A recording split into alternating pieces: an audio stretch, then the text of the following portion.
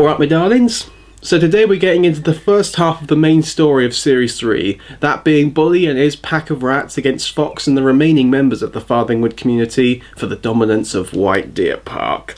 Exacerbated by the deer elections, as it was, hopefully it'll be a bit more managed than the last election we had in the UK, and also exacerbated by a mysterious crisis that seems to be going on around the park. We got a lot to get through today, so let's start off with the second episode of the third series, Oot Naboot. Of course I need to establish who's doing the voice recaps at the beginning of each episode, even if I'm not showing them, and since the stags bought the farm, or rather the stream, Vixen is now doing the voice recaps this series. If that wasn't bad enough, our noble friend and protector was soon replaced by a tyrant. I have to say I really do like this. Stacey Jefferson's voice as Vixen is very comforting and soothing to listen to, which is something that we're going to need from what is to come here in this series. Anyway, the episode starts off with Friendly meeting Trey, the former of whom has yet gone through another drastic personality change, this time to more like he was in the books compared to the last series. Well, well now, Trey.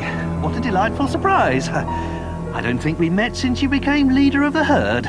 Congratulations. I would complain, but at this point I'm kinda used to it. Plus it's actually nice to see Friendly live up to his namesake for a change. Friendly tells Trey that Weasel and Measley left the park months ago, which seems like quite the gap in events for just the first and second episode, and trust me, it'll make even less sense as we go on. But Trey, quite frankly, doesn't believe him. And why is that, Trey? I mean you! You're a weasel.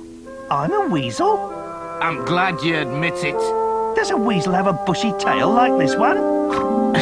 As far as I'm concerned, anything that isn't a white deer is a weasel. Yet another racist in the Farthingwood franchise. That's it. I'm claiming that White Deer Park is an elitist micronation. Why do you think all the deers in the park are white, Why does this always keep happening in Farthingwood? I know we all hate bigots and assholes, but did Colin Dan have some kind of phobia that the Nazis would resurface one day? Because if that is the case, he was strangely kinda right. Anyway, Friendly says what many people that the BNP and EDL harass against say back to them. I was born in this park. So were lots of the others. We've as much right here as you. And then leaves Trey fuming like an internet troll who realises the person they slagged off is smarter than they thought. Meanwhile, Whistler tells the gang that he can't find out anywhere. Have you spoken to any other owls? Male owls? Oh, 6 or 8, but none had seen her. She may have gone far, far away, looking for a mate. Oh, that's what she's up to. Well, I hope she's as lucky as I was. Does anyone think that Ranger still sounds a lot like Jonathan Ross? Let's go give baby his bottle. Just saying is all. And me. And me. Who are you? Are you the same rabbit from the last two series? Because if that is the case, you're not looking bad at all for someone who's several generations old, except for the fact that their furs changed colour for no reason. We then cut over to Trey, who's taking out his frustration on a tree after losing Leverett. Oh, by the way, Leverett is the son of the original Farthingwood Hares and the father of Dash. I wasn't doing anything, just eating grass on my usual. And has a Scouser accent for some reason. Because Wayne Rooney is no friend of mine, I'll tell you that, because he cannot come back here. Sorry about that, got a bit carried away. Toad then comes up to them and gives the Littlins even more bad news. Them there rats are much worse. Much worse. Down by the broken fence I saw one. Morning, matey, I says. All by himself, I thought. And he never said morning back. Some bastards are so fucking rude, I tells you. Adder's gone to the hollow to fetch Fox. He'll sort 'em out. Fox is all very well, but he's not a weasel, is he? I don't know. They'd soon get rid of them. Yeah, well, I mean, what... Please listen, Fox, All right, one at a time. Mossy, what's the trouble?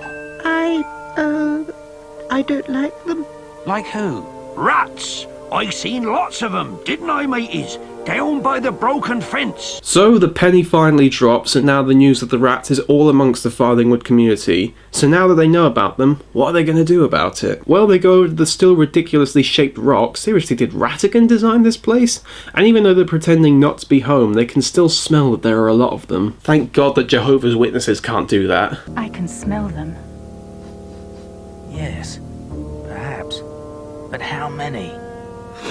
Millions. What we need is those weasels. They'll fix 'em. Well, that's a handy list of things we haven't got. We haven't got a swimming pool either. Or a Tesco's. You hear all that? Every word.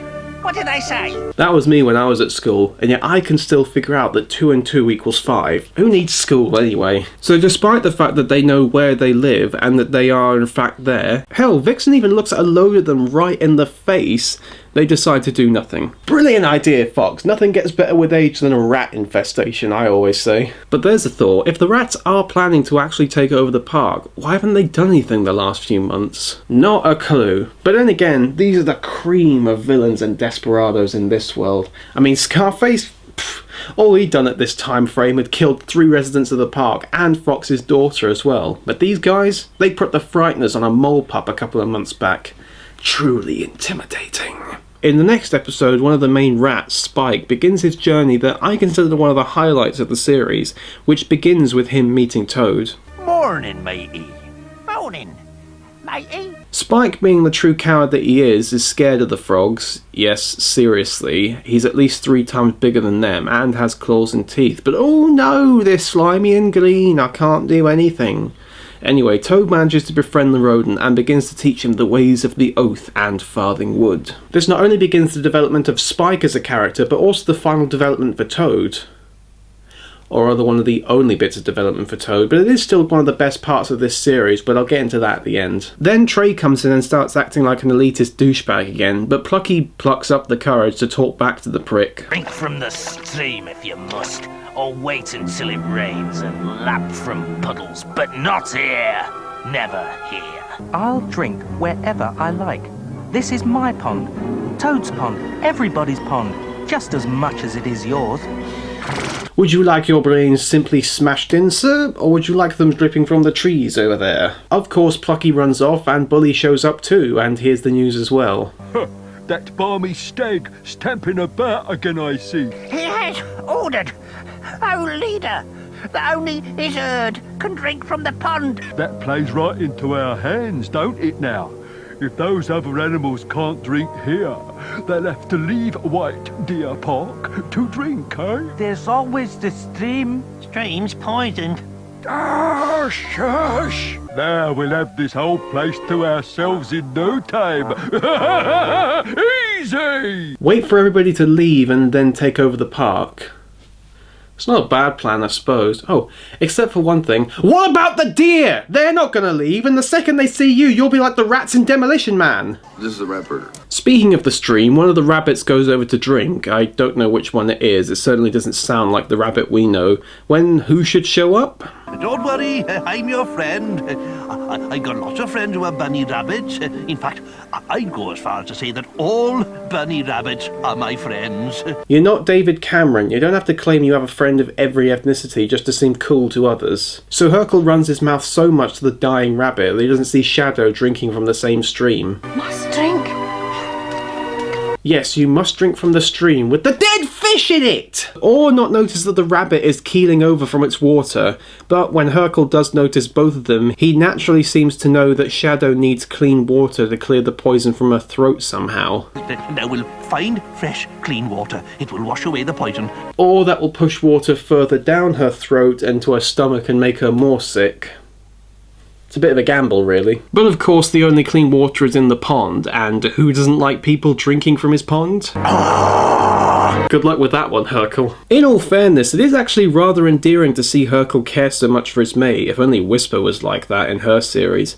We've come to know Shadow so well, so we don't want to see her die, so this does have some tension to it. But of course, Trey shows up and flips Shadow into the water. Well, if a little clean water was going to help, then surely a dip in it will help her out a lot. Also, why was Trey flipping her into the pond? Surely he'd want to flip her away from the pond. Plucky shows up like the friggin' Batman of White Deer Park and then chases Trey away to save the day. Hiya, Trey. Fancy another chase? You again?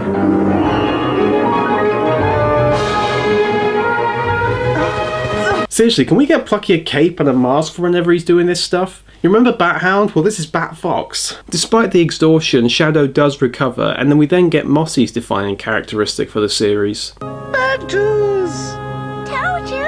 I love badgers. Oh, badgers! Badger, badger, badger, badger, badger, badger, badger. Well, you've changed your tune a bit, haven't you? I guess Mossy still has some guilt and sorrow about Badger's death from the last series, so he spends most of this series pestering Hercule to ride on his back like Badger let him do. This is one of the reasons why I don't hate Hercule as much as other people do. Yes, he is annoying, but he also suffers irritation himself, so karma.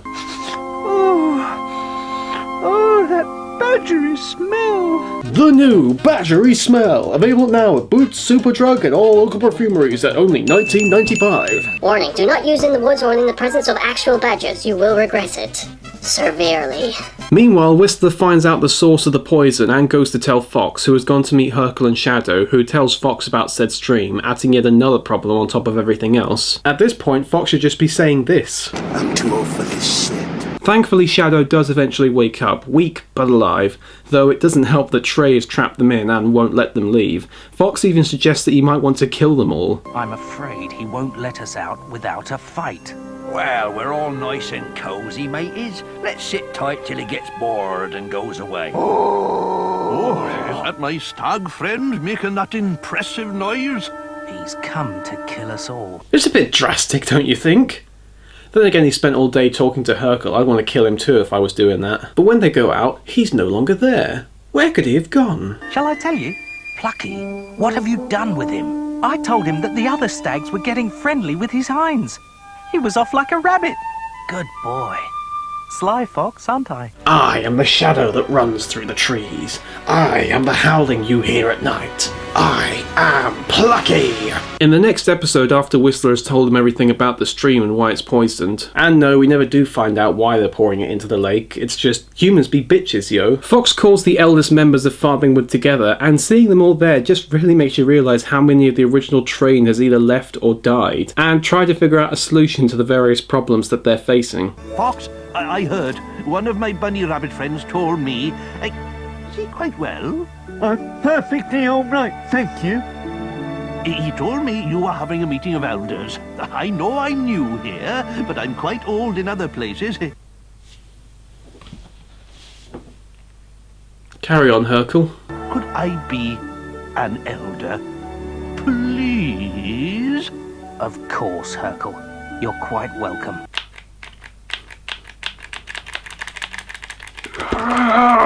While overhearing this, the rats are scattered by Dash, and Spike runs right into the middle of the meeting. Fortunately, since Toad's already met him, he vouches for him, but Dash has got other news for the group. Plucky's disappeared. Plucky? Do I know Plucky? He's my son. Whisper's son.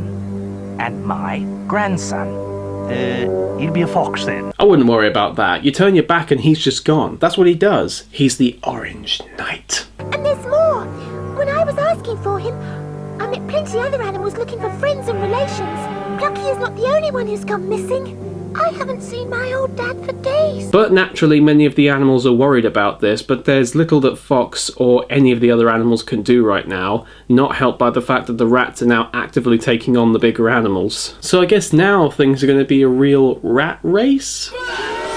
You knew I was going to do it if I had the chance. So rats, poison, missing animals, and a raving lunatic who's threatening to take over the land. White Deer Park is slowly starting to resemble North Korea right now, so what's Fox going to do about it? There's nothing to be gained by talking. I declare this meeting at an end. So you called this meeting to try and solve the problems, but just acknowledged what the problems were, appointed a new member of staff who's not up to the snuff of the old guard, and then just ended the meeting? I'm sure there's a political joke in there somewhere, but I've been overdoing it with the political humour lately, so I'll just end it at that. So while looking for Plucky, Dash comes across a large moving van. I wonder what could be in there.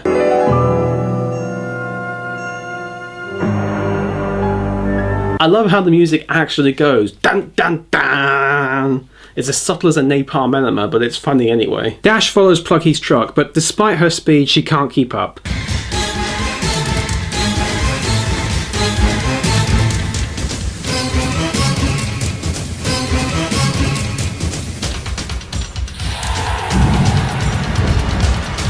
Thankfully though, she still manages to find where it goes to, somehow, and finds that the animals are going missing and being taken to an area that's been blocked off. Why? How? All these answers and more shall be revealed in the final episode. No joke, we don't get a full explanation of what's going on here until the final episode. We get some clues and hints along the way, but the whole purpose of this subplot isn't explained until the last episode, and it's quite a tacked-on explanation at that.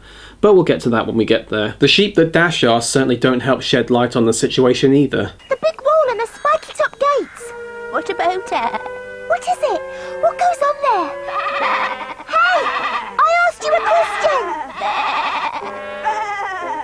How should we know what it is? Don't care anyway. Couldn't care less. Sheeps!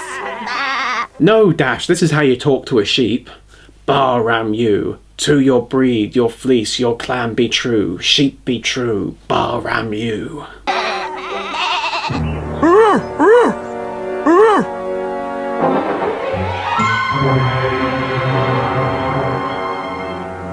Stop worrying my sheeps. Oh no, not him, please. Anything but him. I'll stop the jokes, I'll stop the criticisms, just anything but him. I'm useless at questions. Always was. God damn it! Okay, so we don't see Rollo for very long. In this subplot anyway. But trust me, the next time we'll see him, it's not going to be pretty, but I'll save that torture for the next time we see him. So Dash tells Fox and Vixen about Plucky, and Fox decides to take a look himself. Which is impressive, I must say. Even Dash had trouble getting there. A geriatric Fox is going to be needing loads of cough drops and Horlicks after that. Well, actually they don't go that far. They see the truck taking more animals, and the warden of all people talking with one of the truck drivers, and they're just confused as we are about what's going on right now. That one with the stick. He wasn't here last time. That's the warden. He's supposed to look after the animals in White Deer Park, not put them in cages. Maybe he just found out how popular the show was and decided to sell some of the animals to a collector. I know a lot of people who paid good money for that. Roll up! We've got all sorts of animals today for you people straight from White Deer Park. We've got foxes, we got badgers, we got toads, we got rabbits, every kind of animal from White Deer Park you would ever want. Except weasels and owls. Please read terms and conditions before purchasing. No refunds. Fox doesn't know what's going on, but figures that if the warden's involved, it can't be that bad, so they decide to have Whistler go over and see what's inside the gates. That takes us into the next episode, where Toad comes up to Fox and Vixen with Spike, announcing that he's going to be training them in the ways of Farthing Wood. Though at the moment, Spike is just going along with it to be the, if you excuse the pun, mole within the Farthing Wood lot. And to encourage that, he says that he prefers to be called, instead of a rat, a long-tailed personage. He don't like to be called he's a long-tailed personage. One of those. White Deer Park does need a bit more equality around here. I mean, we've got more bigots and Nazis to fill an entire BNP rally. Also, I've just noticed the rats have Sonic the Hedgehog eyes. You know, the ones where they've actually got one big eye with two pupils in it. Yet another example that the show is taking a more cartoony style this series, especially since at the time this series premiered it would have been competing with Sonic Sat AM anyway. Anyway, the scene proceeds with Trey coming in, bad-tempered as always, but Fox and, surprisingly, Hercule stand up to him, with Hercule saying a very profound line that I think was intended for Badger to originally say. A fox here and his friends have brought a great gift to this park. Their ideals are quite unique, you know. I'm sure if Fox and I explained it all to you, then the kindness that lurks deep within your more obvious brutality... is this all right so far? Very good, Hercule, but it's quite useless. And then the scene just kind of awkwardly ends with nothing really new coming out of it, other than to temper the aggression between Trey and the other animals, but even so, what was the point of that? You've a mole on your head. How disgusting. Do you see what I was talking about now in the intro about scenes that go nowhere or don't even need to be commented on? I mean, in the last series, even the most trivial scenes develop the stories in some small ways. Most of these ones just establish things we already know and move on to something else.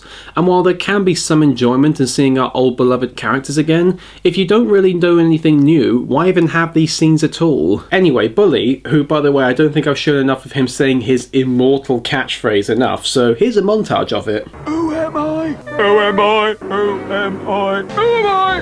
Who am I? You're very welcome. Anyway, here he learns about Spike's espionage agenda and seems surprisingly nonchalant about this very useful revelation. Until, again, much like we already knew, he finds out that the animals don't know what to do about the rats without the weasels around. Not that that stops Adder and Sinuous, who are trying to figure out if they could take on the rats themselves. One of the Have you any suggestions? Just because you're an adder, it doesn't mean you have to go around adding everything up. Tell me, what would I get if I added powdered root of asphodel to an infusion of wormwood? Well, by that logic, does that mean that horses are always horse in the throat, or that ducks duck a lot?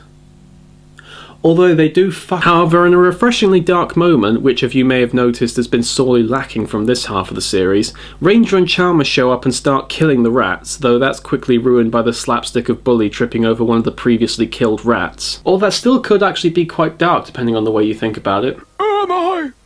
Who am I? We don't care who you are.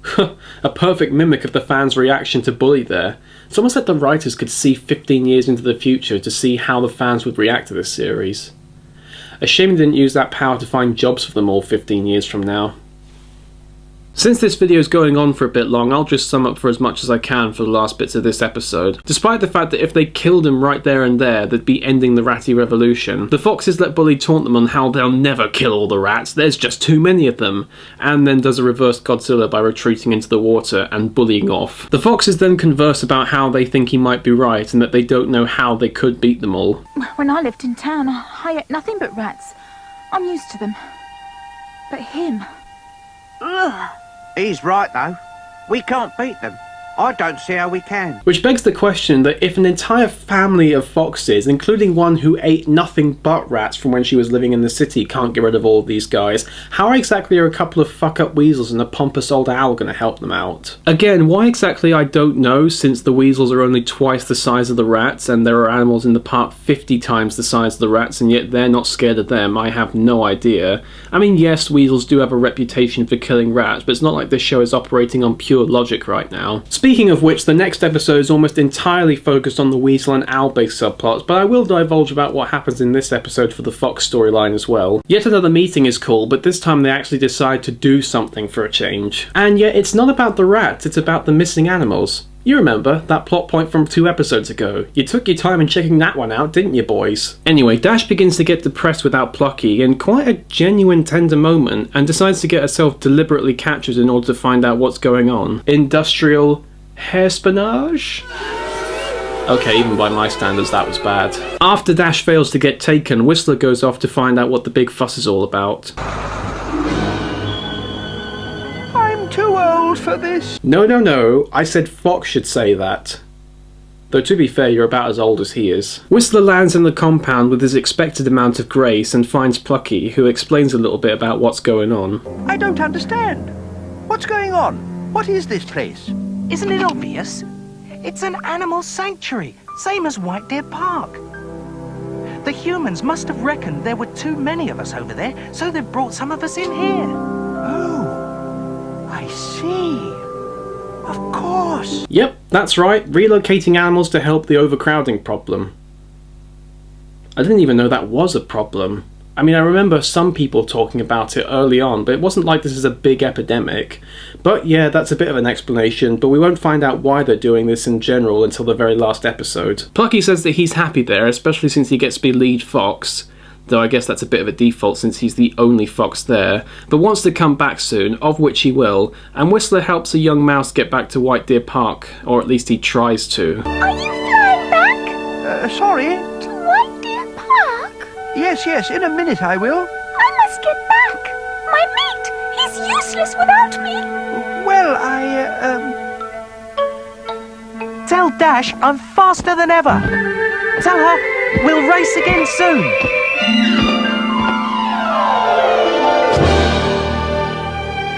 I'll catch the next one. Okay, that was a good joke. Although you did steal it from Ghostbusters. Going up.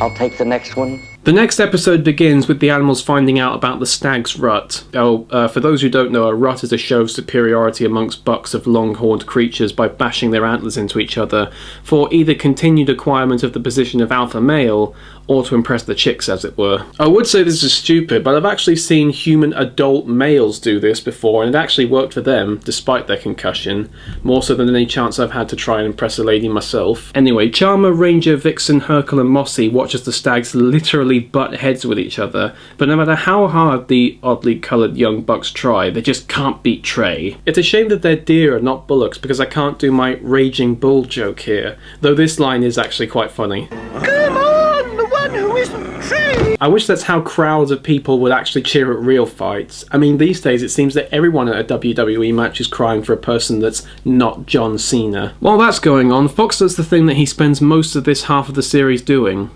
Sleeping. Now, to be fair, he is old, but he's still supposed to be the main character, and he's just lounging around. I feel like I'm going to say to him what my parents spend most of their time saying to me. Stop lying around in bed, get up and actually do something, you lazy bastard. That last bit might have just been me, but still, even your wife is more active than you. She's doing the voiceover narrations at the beginning of the episode. You're just mooching around. Anyway, Bully sneaks into his earth in order to taunt him. I suppose that one day, even my turn will come.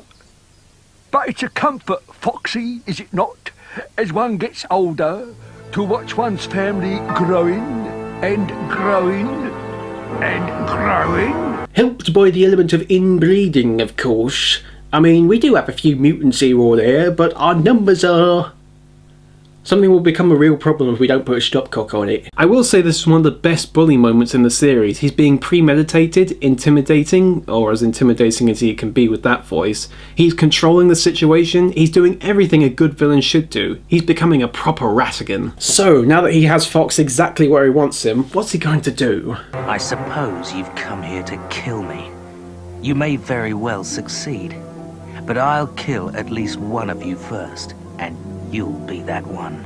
Oh, I am frightened. Look here, foxy face.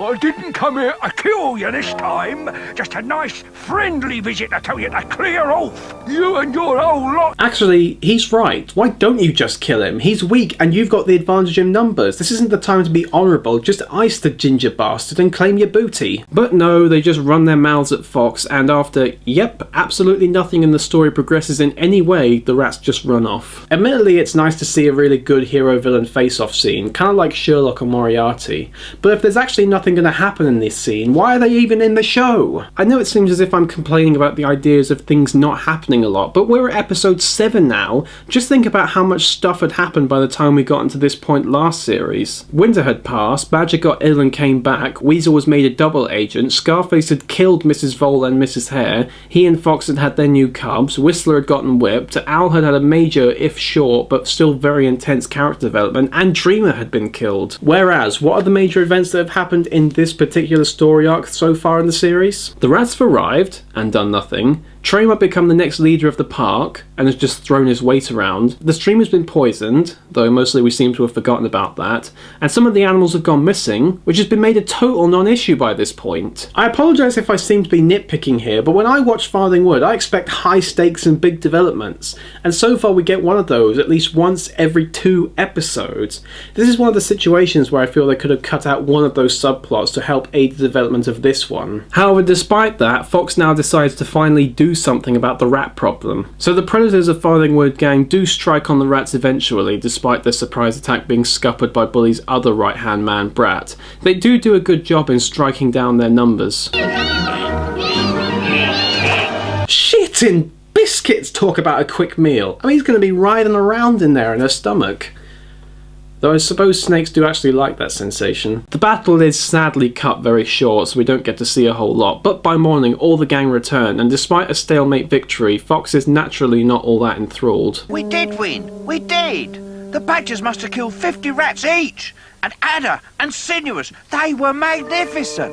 It doesn't matter how many times we attack Bully and his rats, we will never be able to kill enough of them.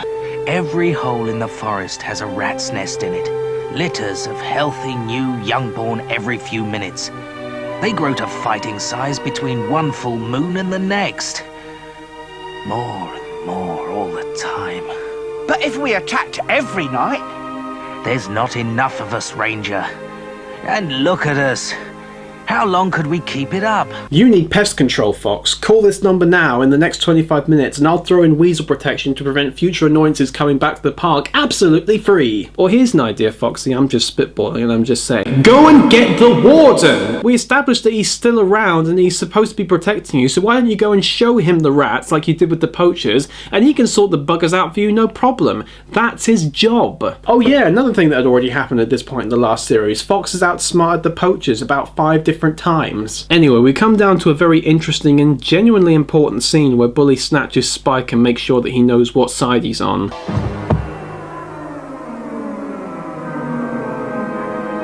Who am I?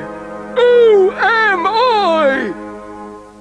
Bully, Bully, Bully. Why didn't you tell Bully, who loves you like you was his very own son? Why didn't you tell him that they was going to attack? Eh? In my own nest, where I sleeps! They nearly had me! This whole thing feels like it's a scene from a gangster movie. Or that first bit in Clockwork Orange. If they attacks again, and you doesn't tell Bully first, who am I? He'll have you. And he'll have you. But most of all, I'll have you.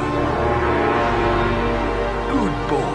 Your arse is going to look like a yawning Wookiee, Spike. So after the short scene that actually yielded some results in developing the story, see, we need more of those, writers of a show that was made over 20 years ago, the episode basically comes to an end. There are some token bits with Dash and Whistler at the end, but they're not really worth commenting on. But what will become of the plan to take over White Deer Park? Will Plucky and the other animals ever get back? And will the other animals actually ever do anything about this? Well, come back next week to find out. But for now, I've had enough of this. I'm going on the other side to have a bath. Bye!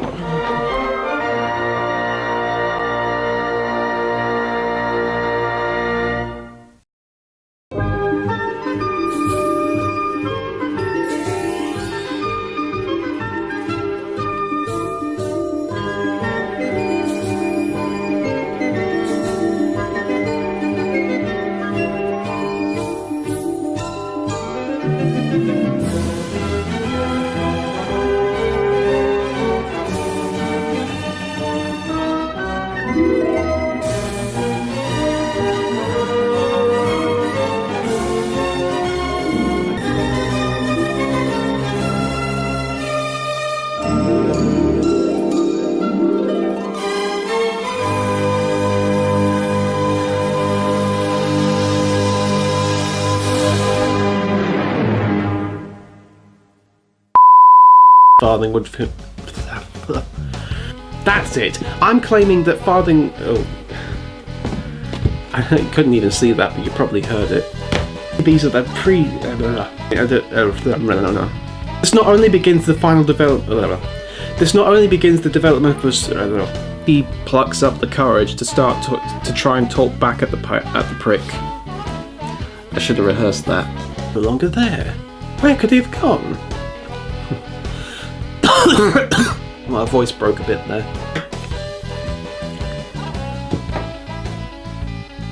I really shouldn't have put that drill to my head.